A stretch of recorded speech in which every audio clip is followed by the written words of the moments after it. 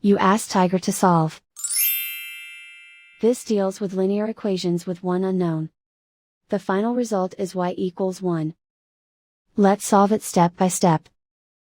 Group all constants on the right side of the equation. Subtract 6 from both sides. Group like terms.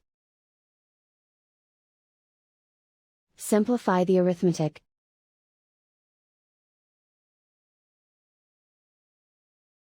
Convert the y into a positive number.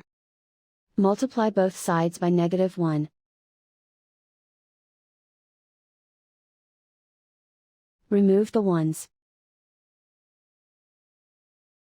Simplify the arithmetic. And so the final result is y equals 1.